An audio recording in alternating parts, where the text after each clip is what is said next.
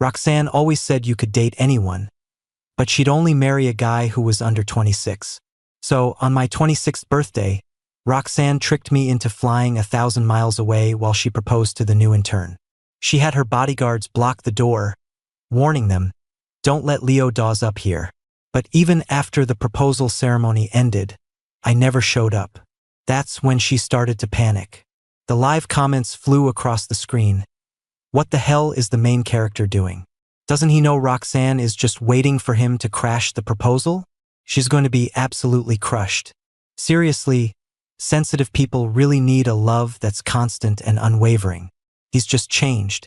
If it were me, even if Roxanne was all thorns, I'd still hug her, thorns and all. I just smiled.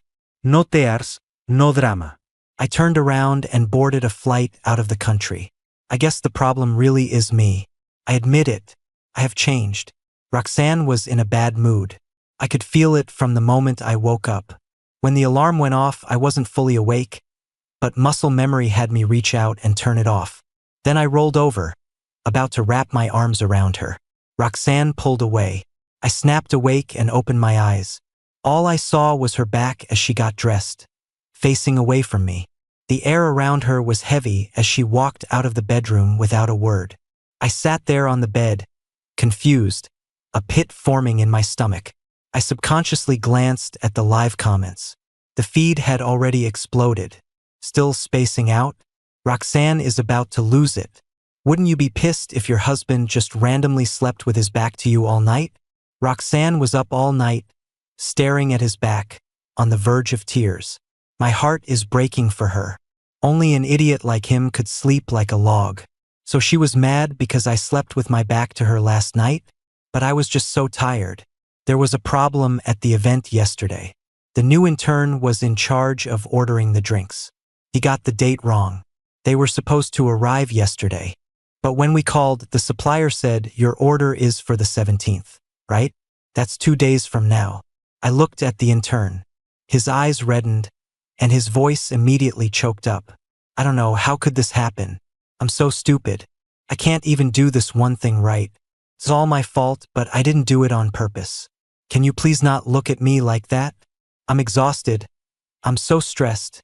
And I'm worried about whether I'll even get a permanent offer. I hadn't even said a word, but he was already running off with his head down. A few minutes later, Roxanne called me. It already happened. Just fix it. Why are you giving an intern a hard time? The defensive tone in her voice stung. But the live comments were laughing. My husband hasn't texted me in an hour and 52 minutes. I'm Mel. That intern is such a drama queen. If Roxanne wasn't just using him to make the MC jealous, she wouldn't give him the time of day.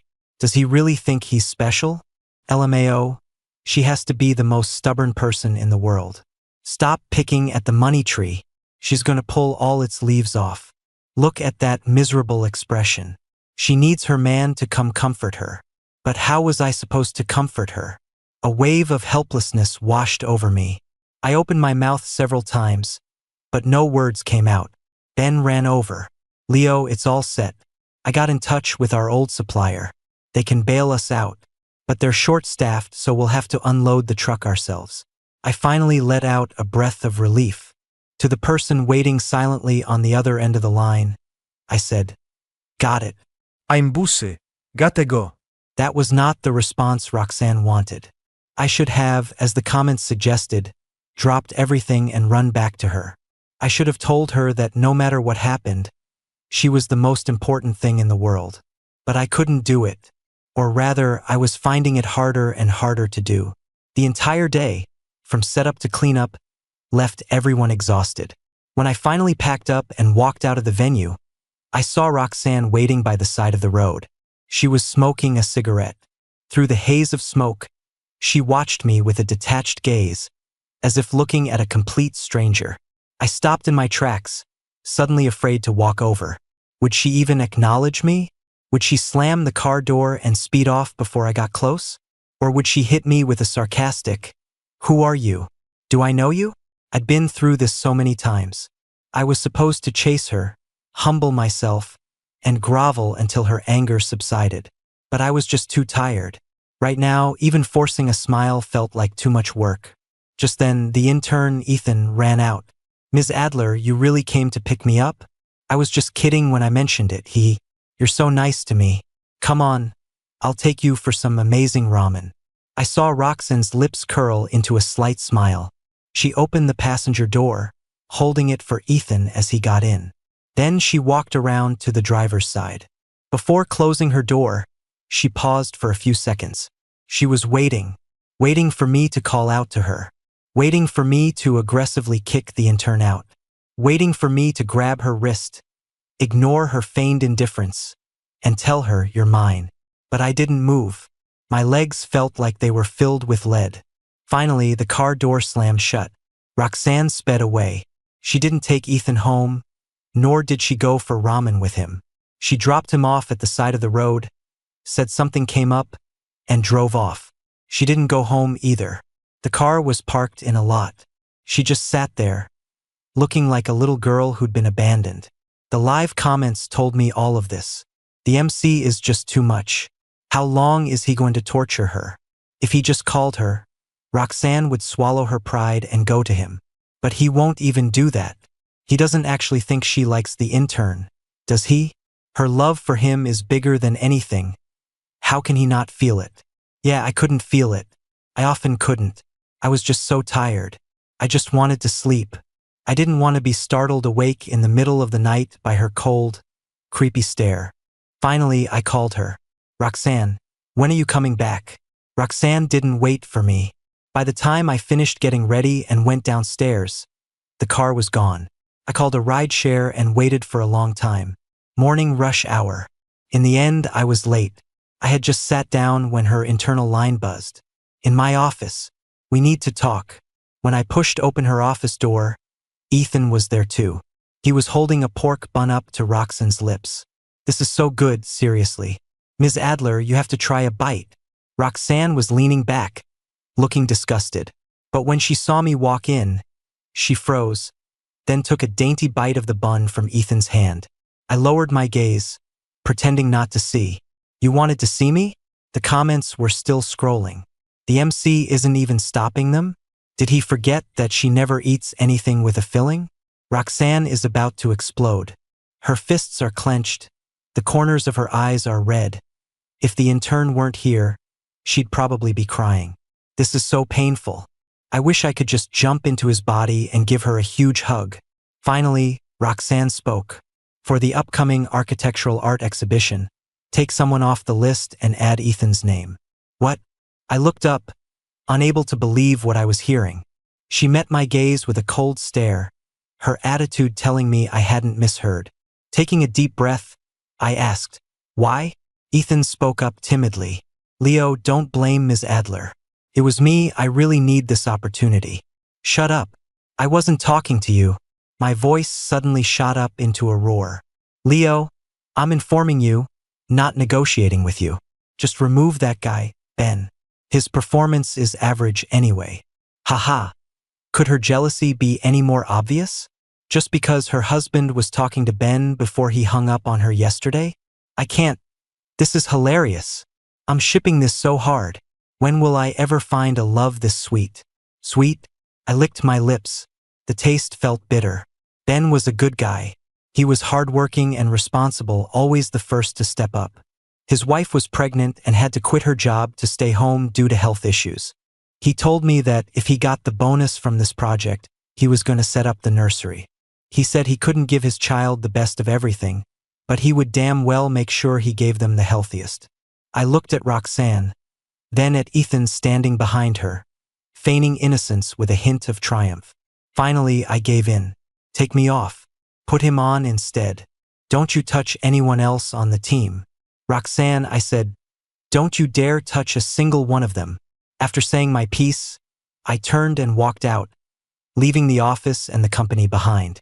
The comments said Roxanne went ballistic, smashed up her office, kicked Ethan out, hurt herself in the process. The MC is just heartless. Doesn't he know why Roxanne is so insecure? He was the one who led her out of the darkness. Why can't he keep holding her hand? If you can't give 100% of your love, why did you ever get involved with her in the first place? I was 8 when I went to live with the Adlers. My father had remarried Roxanne's aunt. They traveled the world, so they left me at the family's old estate.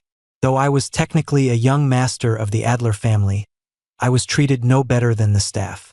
I followed the nannies and butlers, learning to be charming and helpful. If I did little things for them, they were nice to me.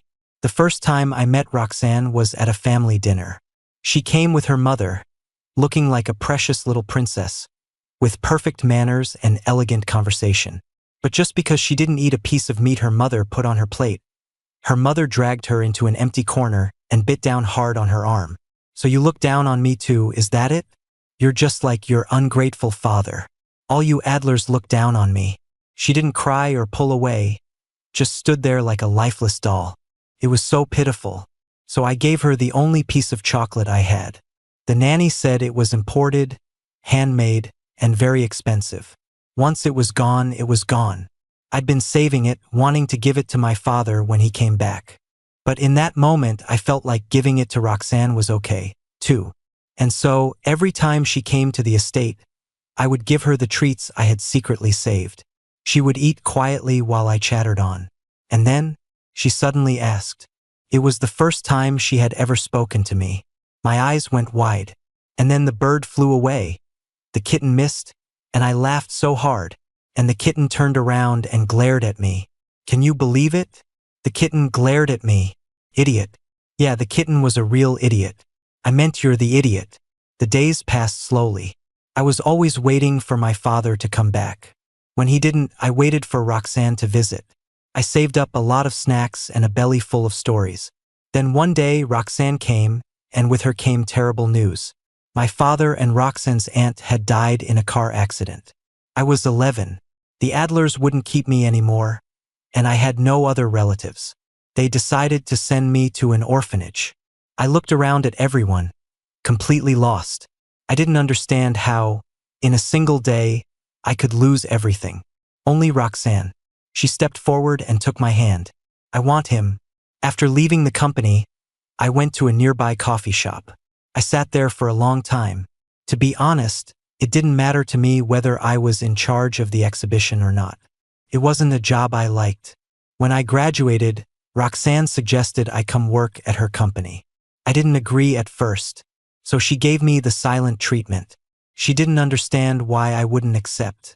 The live comments didn't understand either. Roxanne just can't be without him. What's so wrong with that? The MC is just too ambitious.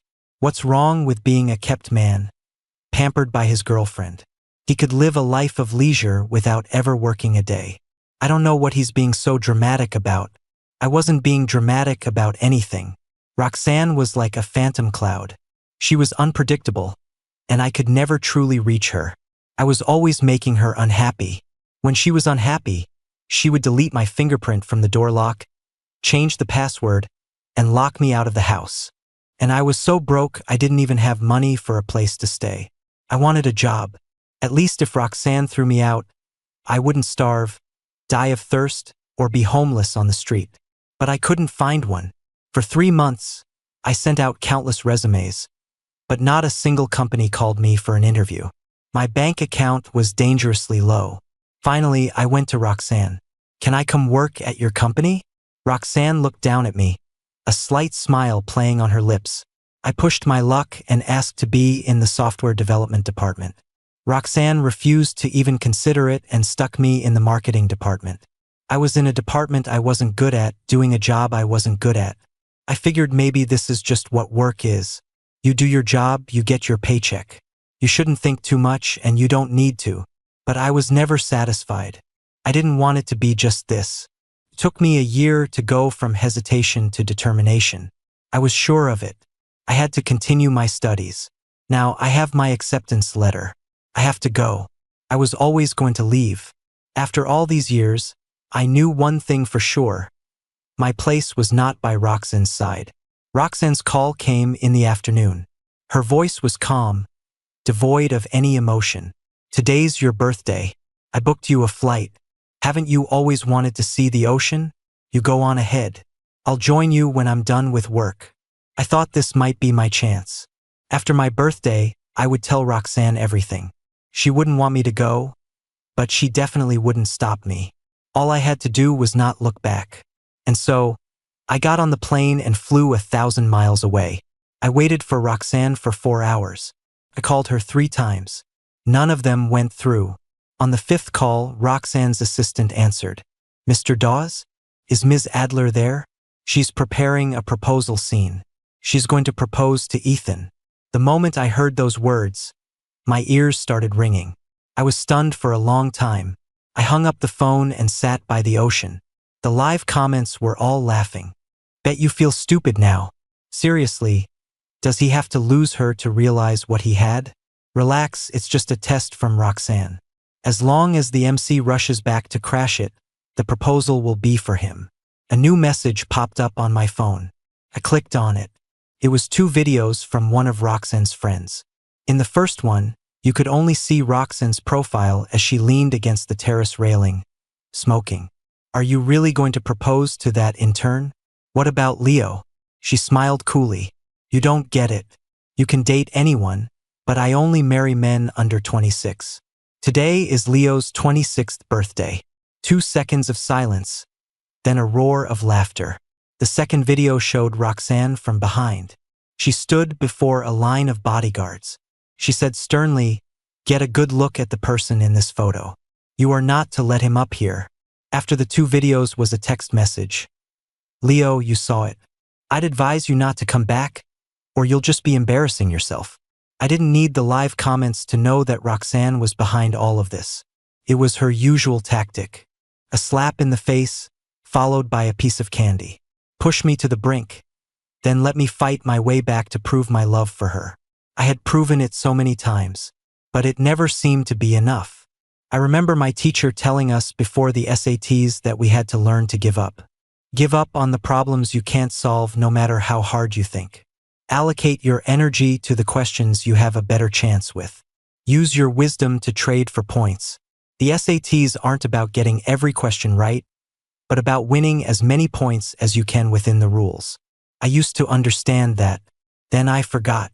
Now, I thought it's probably not too late to pick that strategy up again. It took me 2.5 hours to get back to New York City from 1,000 miles away. It took another 45 minutes to get from the airport to the place I shared with Roxanne. I packed the essentials, grabbed my documents, and couldn't even fill a single suitcase. Before I left, I deleted my fingerprint from the door lock.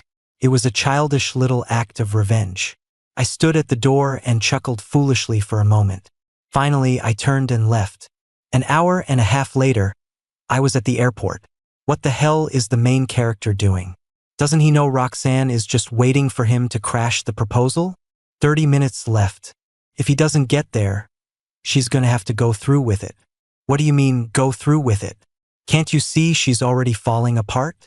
Seriously, sensitive people really need a love that's constant and unwavering.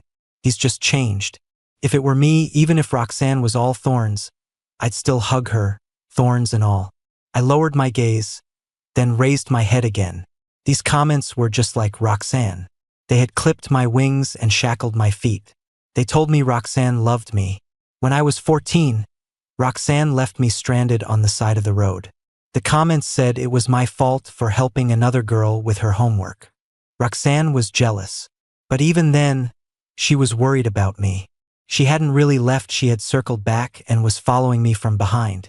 When I was 15, Roxanne threw the birthday cake I'd made for her into the trash.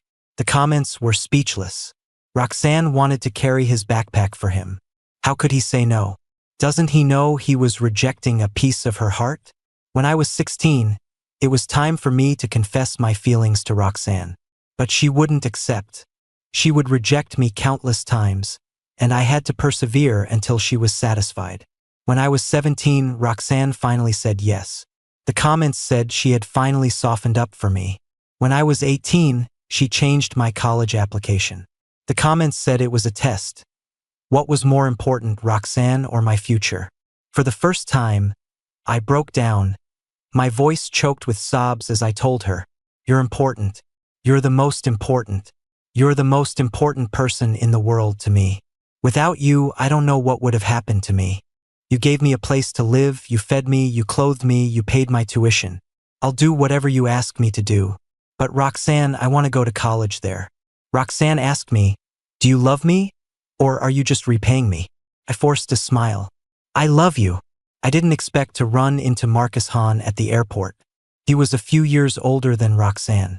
In their circle, he was the guy everyone looked up to. While Roxanne and her friends were still getting into street fights, he had already taken his company public. He'd made a name for himself in gaming, software engineering, and development. In college, I used to think, I have to become like him, catch up to him, and surpass him. But he hated me. For a man who never showed his emotions, his likes and dislikes were usually hidden. But he'd gone out of his way to say he didn't like people like me. Roxanne once asked me, when did you piss him off? I shook my head and said I didn't know. So she warned me, then stay out of his way when you see him. Otherwise, not even I can protect you. With that in mind, I turned to go the other way. But his executive assistant stopped me. Mr. Dawes, Mr. Hahn would like to invite you to join him. Would you do him the honor? I forced a smile. It wasn't like I could refuse. Besides, I was curious why he was inviting me over. So I went and sat down. He was wearing rimless glasses, staring at his laptop. He didn't even look up. He just asked coolly, what are you drinking? Nothing for me, thanks. 2 double espressos. Right away, sir. My mouth twitched. No one was speaking up for me. Finally, he looked up. He took off his glasses and rubbed the bridge of his nose. I need a pick-me-up, and I figure you can't sleep either. Oh, was that an explanation? Thank you, Mr. Hahn. He looked at me, his gaze deep, carrying the calm and detached air of a man in power. But when he spoke, his tone was surprisingly gossipy. Are you running away? I looked at him, surprised. He raised an eyebrow. Seeing you here at this particular moment is the only conclusion I can draw. I was even more surprised. You know about it too? He tapped his phone, brought up a live stream, and pushed it in front of me. The whole city knows. In the stream, Roxanne was holding a bouquet of roses, slowly walking toward a young man in the center of the stage. She was proposing. A live-streamed proposal. Marcus closed his phone. You're not going over there. No. He gave a slight nod. So you're not a complete idiot. Just then, Marcus's assistant returned. He placed the coffee in front of me. Drink up. If you're going to leave, leave with a clear head. For some reason, I felt there was a hidden meaning in his words. Finally, I couldn't hold back and asked, Mr. Hahn, why do you hate me? Marcus didn't answer right away. He took a sip of his coffee, his Adam's apple bobbing. After a moment, he spoke. I have a question for you, too. Do you remember me? His question stunned me. I couldn't recall ever crossing paths with Marcus Hahn before. He had only returned to the country in recent years, having been abroad before that. And I had never been to the country where he lived. He seemed to notice my hesitation and confusion. Marcus smiled and leaned in closer. Do you know why I hate you? I hate people who squander their talent. Then he said a name. Instantly, I froze. It was from an algorithm competition I participated in when I was 19. I had won second place. But before I could even get on the podium, I rushed back to the country. Roxanne had a crisis. Provoked by her mother and triggered by my absence, she had a breakdown and cut her wrists. She was in the hospital for 6 months. I stayed by her side for 6 months, never leaving. During that time, I received an invitation from a team. They invited me to participate in developing an engine for a new game, saying their company was. I didn't hear the rest. I hung up, because Roxanne was having another episode. Suddenly, I looked up. That voice, it was Marcus Hahn. Looks like you remember now. He stood up. I always regretted not being able to recruit that young genius. But I figured he was destined for a bigger stage. And what happens? He ends up in marketing? Leo, do you regret it? Marcus was already gone. The cups on the table had been cleared away. It was as if nothing had happened. But I knew it wasn't true. I couldn't help but bury my face in my hands. Do I regret it? I don't know. At 19, Roxanne was more important than anything. At 26, I want to find out who Leo Dawes is. That year, I fired a bullet at my own dream. Years later, it hit me right between the eyes. Leo hung up the phone. Roxanne stood frozen for a long time, until a friend came over and nudged her. She dazedly handed over her phone. Here, look. Is my phone broken? What's wrong? It's not broken. It's working fine. Impossible. If it's not broken, why did Leo hang up on me? Her friend paused, scratching their head awkwardly. Leo hung up? What nonsense are you spouting? Roxanne roared, clutching her phone and storming off. Leo would never hang up on me. She rushed downstairs and grabbed one of the bodyguards. Did you hurt Leo? I warned you, just put on a show. Don't actually touch him. The bodyguards looked at each other, confused. But Mr. Dawes never came. Impossible. Did you not see him? Did he get in through another entrance? The cameras. Check the security cameras. Everyone scrambled, but Roxanne suddenly seemed to have an idea, and her eyes lit up. Today is Leo's birthday. He must be at the beach waiting for me. He loves looking at the ocean. He must be waiting for me to find him. What time is it? Her assistant quickly checked. 1:12 a.m. The light in Roxanne's eyes dimmed slightly, but she immediately reassured herself. It's fine. I got Leo a present. I can make it up to him. It's only been a little over an hour. He won't be mad at me. Roxanne started to walk off. Ethan, who had been left stranded on the rooftop, finally caught up. He grabbed Roxanne's arm. Ms. Adler, where are you going? Our ceremony isn't finished. Why aren't we continuing? Didn't you say you wanted to marry me? You said you liked me, didn't you? Who are you going to find now? Leo? Then what am I? Get off me! Roxanne yelled, trying to shake him off. But Ethan held on tight, his face flushed. You were about to propose to me. What the hell is he? And what the hell are you? Roxanne grabbed Ethan by the throat, her gaze terrifying, as if she wanted to eat him alive. You knew I had a boyfriend, but you still came on to me, flirted with me. I was just using you. Did you actually take it seriously? She shoved Ethan aside. Don't ever let me see you again. It was 3 hours later when Roxanne finally reached the beach. She had just gotten off the plane when her assistant called to say they had checked Leo's flight information. He had returned to New York. At that moment, Roxanne's anxious heart finally settled. She slowed her pace, no longer in a hurry. She laughed at herself. She must have been crazy to think Leo would just disappear. This was Leo, after all. Roxanne's Leo. He would never leave her. He knew she couldn't live without him, too. It's just that he'd behaved badly this time. Of course, she had gone a bit too far herself. She thought, as long as Leo comes and apologizes, I'll forgive him. I won't set up any more hurdles. Roxanne walked slowly toward the shore. The night sea was as black as ink, full of mystery. She suddenly wanted to know how long Leo had waited here and what he had done. In the distance, a small shop decorated with string lights was still open, selling coffee, desserts, and little trinkets. The owner was propping his head up, drowsing. Roxanne tapped on the counter. Huh? What can I get for you? Can I see your security footage? Did you lose something? Yeah. My boyfriend. The kind-hearted owner quickly pulled up the footage. Soon, Roxanne found Leo. He was dressed in simple pants and a t-shirt, his hair casually tousled, his figure tall and lean. He stood by the shore for a while, then found a place to sit down. He would look out at the ocean, then at his phone, but mostly he was just spacing out. Time ticked by. Every 40 minutes, he would make a call. Roxanne's hand, hanging by her side, twitched. All those calls were to her. She had been smoking, listening to her phone ring, and hadn't answered a single one.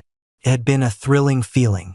She loved seeing Leo anxious, helpless, even in pain because of her.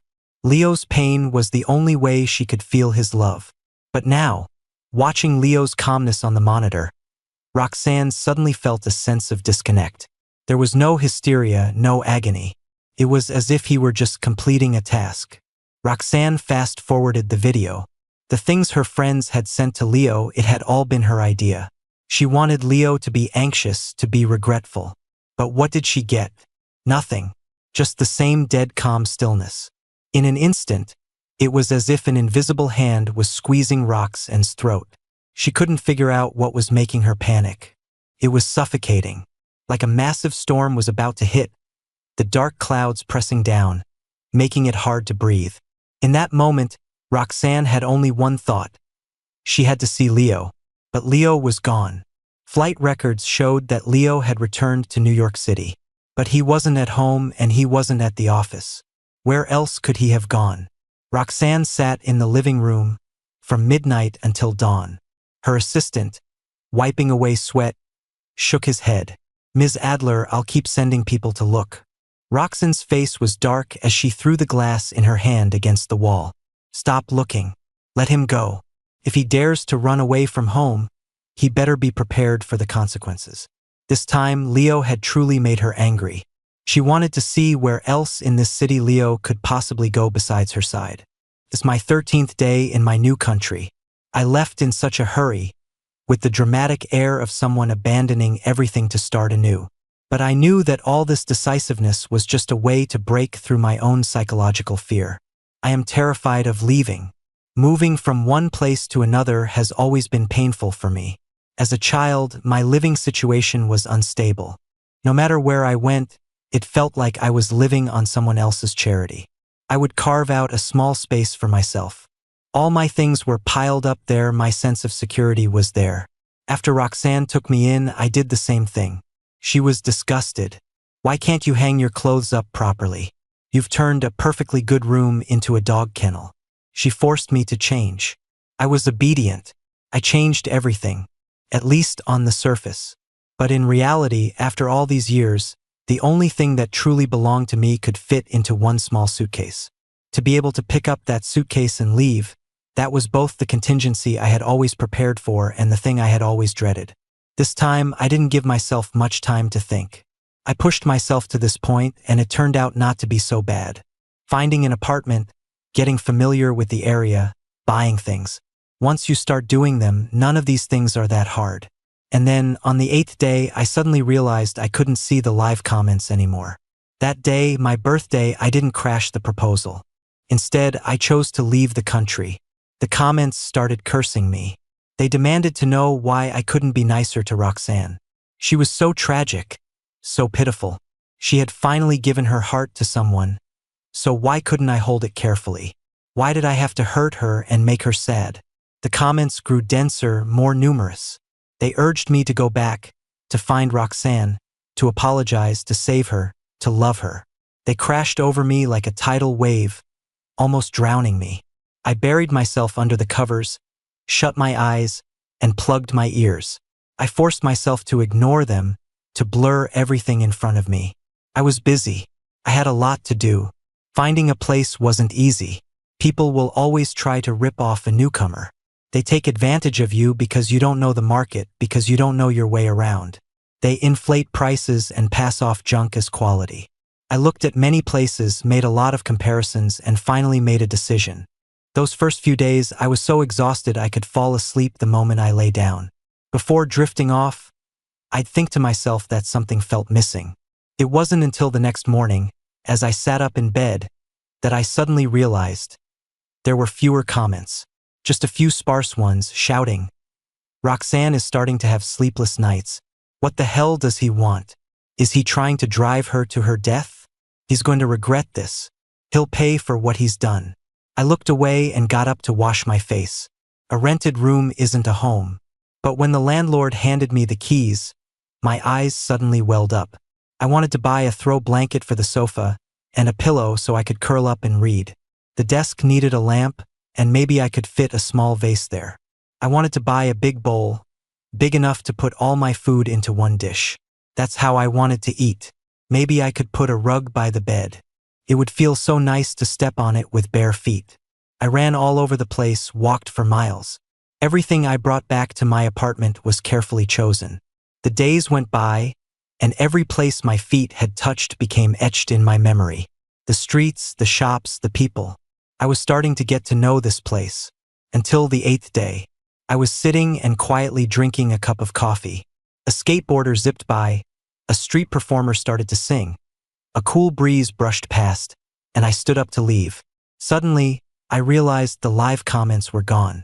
I looked around in a panic, again and again. Finally, I was sure. They were really gone. Did they disappear today? Or had they been gone before today? I had no way of knowing.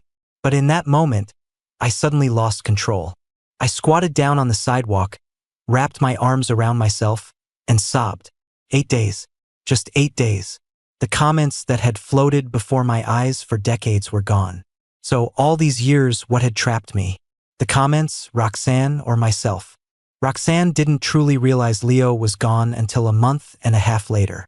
At first, she was confident he would show up soon. Leo had always been such an easy kid to understand. Kind, naive, insecure, a people pleaser. A kid like that was too easy to control. You just had to be a little nice to him, and he'd never leave you. Make him feel like you needed him, too, and he would devote his entire self to you. But this kid still had fangs. He was too smart, learned everything quickly, and was always at the top of his class. The more he knew, the more likely he was to turn around and bite you. So Roxanne always followed a piece of candy with a slap. You couldn't be too nice to him, he'd get spoiled. But you couldn't be too mean either. If it hurt too much, he'd run. Over the years, Roxanne believed she had managed everything perfectly. Leo would always come back. He couldn't leave her, and he knew she couldn't live without him. Like a baby elephant chained up. If you train it right, it won't run away even after you remove the chains. But as the days went by, there was no word from Leo. Roxanne grew more and more silent. She smoked more and her temper grew shorter. One day, as she passed the marketing department, she heard someone inside say, "Leo used to be the contact for this client, but his phone isn't working. What do we do?" Roxanne's face instantly darkened. She kicked over a flower pot by the door. "Do your job. If you can't, get out. You think the company can't function without Leo?" From then on, Leo's name became a taboo word in the company. Roxanne started having trouble sleeping. At first, it was just difficulty falling asleep. Then she started waking up with a jolt. She would hear Leo's voice. He'd open the door and say, "I'm back." Roxanne would rush downstairs and snap, "You finally decided to come back?" But there was no Leo. There was nothing. Roxanne didn't believe it. She checked the security cameras at home, then the building security footage. "Mr. Dawes really hasn't been back, Ms. Adler. Are you sure you didn't just imagine it?" Roxanne returned home, her face grim. After that, she couldn't sleep at all. Sitting in her office, pressing on her throbbing temples, Roxanne spoke in a heavy breath. "Leo, I don't feel well." The moment the words left her mouth, she froze. A searing pain shot through her, and Roxanne could barely breathe. "Ms. Adler, what's wrong?" She grabbed her assistant. "Find him." "Find who?" "Leo Dawes. I chose a 1.5-year taught master's program for my studies abroad. During that time, I leveraged my glory as a former algorithm competition runner up to its absolute limit. They say you shouldn't rest on your laurels. But laurels are still laurels. If they have value, why not use them? Besides, algorithmic thinking is like muscle memory. I could pick it up again 10 times faster than any beginner. So I joined a lab pretty quickly. In my second semester, I applied to be a teaching assistant, partly to supplement my income and partly to pad my future resume. Of course, this also meant my schedule became increasingly tight, and I even had to pull all-nighters to run experiments. Later, I followed a professor to observe a competition and unexpectedly ran into Marcus Hahn. "Mr. Hahn, long time no see." I could feel that his attitude toward me was much better than before. He asked about how I was doing. Given our relationship, I should have answered with casual pleasantries. But for some reason, I felt the nervousness of a junior being questioned by an elder. I couldn't help but lay out my academic situation and plans for the next phase. Marcus didn't seem impatient, he listened carefully. Finally, he nodded. "You can start preparing for interviews next semester. Do you have any companies in mind?" Maybe I was pushing my luck, but I couldn't resist asking, "Do you have any recommendations, Mr. Hahn?" "Abyssal Tech? Your company? You've heard of it?" I nodded vigorously. How could I not have? I just assumed that after our unpleasant history, he wouldn't want me in his company. My reaction must have amused him, because Marcus's lips curved into a smile, and he took out his business card. "Well then, Mr. Dawes, please consider our company first. We have a branch here, too, so if you're willing, I'll be returning to my home country. I knew what Marcus was implying. But I'm going to work and live a normal life, not hide forever. Marcus nodded. Then let me add another incentive. I guarantee that before you return, you will not be disturbed by anyone. A warmth spread through my heart. Mr. Han, thank you. I will make sure your bet on me pays off double. I completed my studies and graduated successfully. The day I returned, a guy named Ethan picked me up. He was AT's chief architect. We had communicated for work online before, but this was our first time meeting in person. He was yawning, looking like he hadn't woken up yet. It made me offer, do you want me to drive? I hadn't driven much since getting my license, but it had to be better than him driving tired. But he was stubborn. He insisted on driving himself. The boss wants me to take you to the office first. It's a bit urgent. Okay, let's go. His jaw dropped.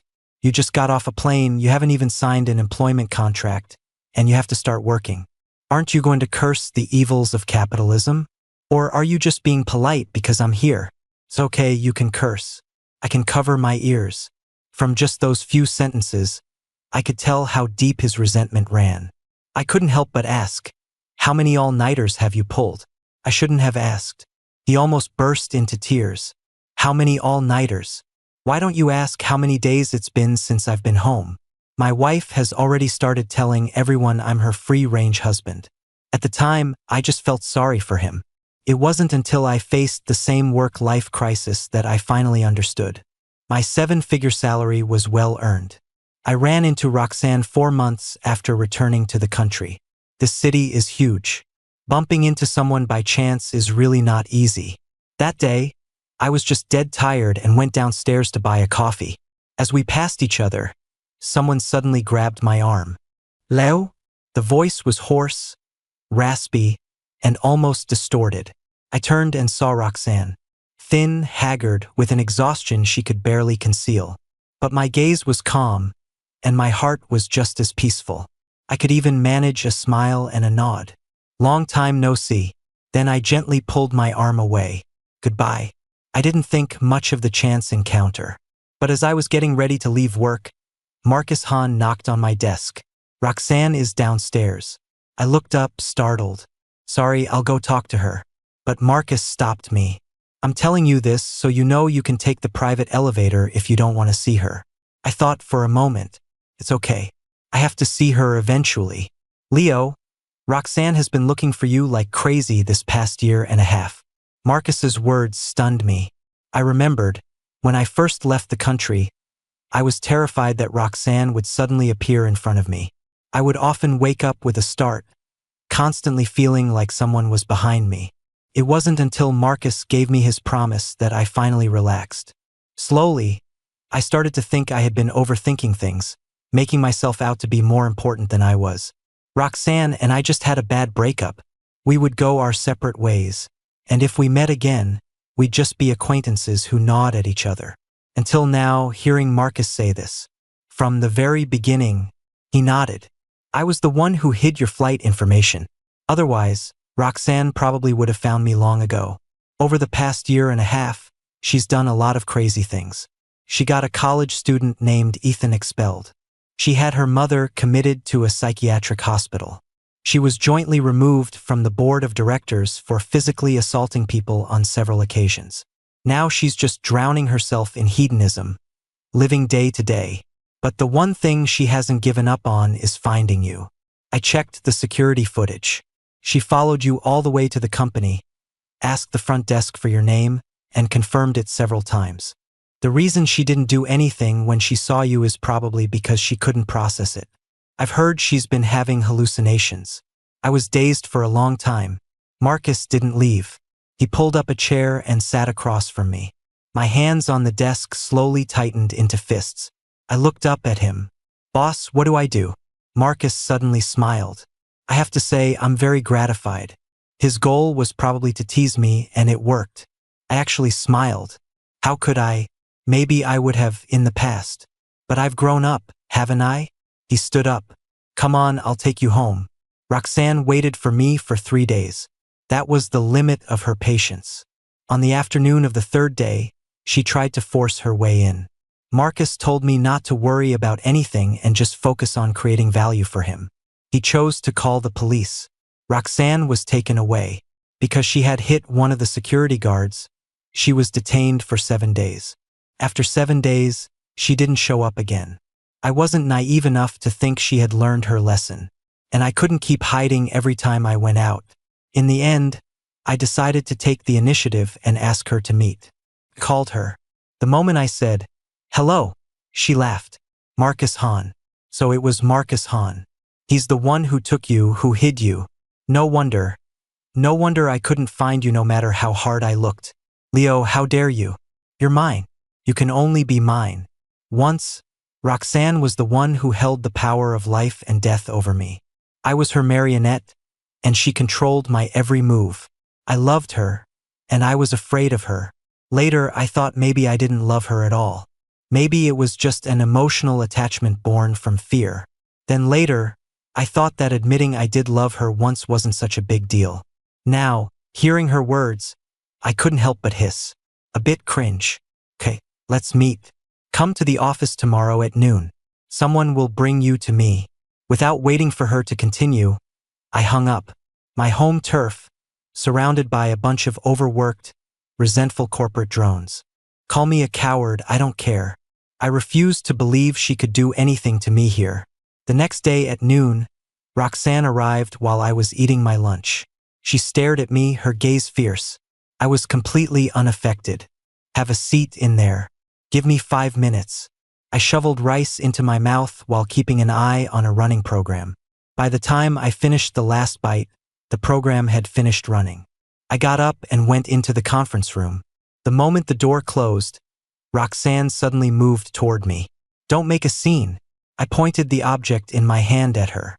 A little gadget the RD kids made. It's not lethal, but it can knock you out instantly. Roxanne froze. I could see her chest heaving, her jaw clenched, her fists tight. She looked at me as if I were her father's killer. She probably had a lot to say, but I didn't have much, so I spoke first. All right, name your price. What will it take for you to stop harassing me? Impossible. Even her words were laced with venom. You owe me, Leo. Why do you get to decide when it's over? I pressed my lips together and clicked my tongue. My dad died in a car accident. Back then, a human life was worth about $50,000 to $80,000. That money should be with you. It should be more than enough to cover my living expenses at your family's house all those years. Roxanne was stunned. She probably never expected me to say something like that. You're talking to me about money? Leo, do you think what you owe me is just money? If it weren't for me back then, what do you think would have happened to you? You know, don't you? That much was true. The ones who suggested sending me to an orphanage were the most merciful. Some of the direct and collateral Adler relatives had already started sizing me up openly. His dad was a handsome guy. The kid's already so good looking at this age. In a couple of years, he'll be something else. It'd be a waste to send him away. Better to just keep raising him. Those words were my nightmare. So when Roxanne appeared back then, she became my savior. But I was with you for 14 years. I was your emotional punching bag, your stress toy, and your bedmate. That should be enough to repay a life debt, don't you think? Leo, do you have any idea what you're saying? Are years of love and affection in your mouth just become emotional punching bag, stress toy, and bedmate? That one was hard to answer. When I talk about our relationship, you talk about repaying a debt. When I talk about repaying a debt, you talk about our relationship. Roxanne, that's called being unreasonable, you get it? She paused, then suddenly lowered her head and began to laugh, her body trembling. When she looked up again, her eyes were red. Leo, say my name again. She's lost her mind. My face hardened as I looked at Roxanne. Her eyes held a suppressed pain and a suppressed madness. It was clear we weren't going to reach any conclusion. I prepared to leave. A flash of panic crossed her face, and she tried to step forward again. And again, she was forced back by the object in my hand. Finally, she took a deep breath. Leo, I was wrong. I was wrong before. I'll change everything. Just come back and we can start over. Leo, just take pity on me. Roxanne trembled as she pulled up her sleeves, revealing the scars on her wrists. I'll die. Without you, I'll die. I stared at the marks for a long time. I saw a flash of wild joy in Roxanne's eyes, thinking she had moved me. But I just said flatly, too light. What? Your cuts were too light. They won't leave scars. All emotion froze on Roxanne's face. My expression remained impassive. At the same time, I pulled up my own sleeve. You have to cut with this much force for it to be called slitting your wrists. In an instant, Roxanne stopped breathing. She trembled, wanting to reach out her hand, but then snatched it back as if she'd been electrocuted. Why? Of all the things she had said today, those 2 words were the most sincere I'd heard. But I found it funny. People really can lie so much they start to believe their own lies. You don't know why?